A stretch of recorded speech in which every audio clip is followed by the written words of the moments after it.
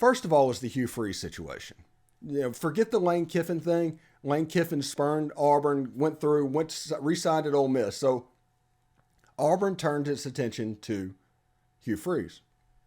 Now, most of Hugh Freeze's contacts are at Ole Miss, which means there was no way to hire Hugh Freeze and not affect the apple cart at Ole Miss.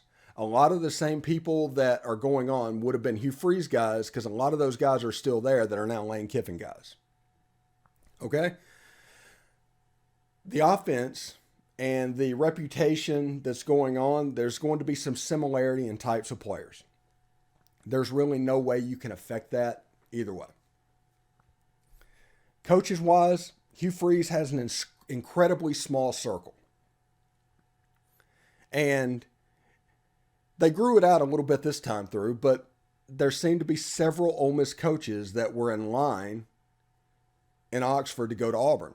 Whether it was Derek Nix or Jake Thornton or whoever it was, that was happening. And that kept it all new. So the connection there is Hugh Freeze really wants to get back at Ole Miss. And before you gaslight and say whatever, that Hugh Freeze has moved on and he's a good, excellent human being, there's not a person in this world that has just forgiven somebody for costing them millions of dollars. That doesn't happen. Not at all. Somebody walking away for that, it just doesn't happen. So there's two grudges that are going to exist. One is going to be Ole Miss. He is always going to want to take down Ole Miss because of what it was to him and what it became to him. That's never going to change. And if you're an Auburn fan, you probably enjoy that, because that game they will always be up. Remember what LSU did to Ole Miss with Ed Orgeron. Ed Orgeron was always up for that game. Now, remember, with Hugh Freeze, I had an office right down the hall from him. There's not many people. There's probably 95% of the people that are watching this podcast that has had fewer interactions with Hugh Freeze than I have. So I know this person.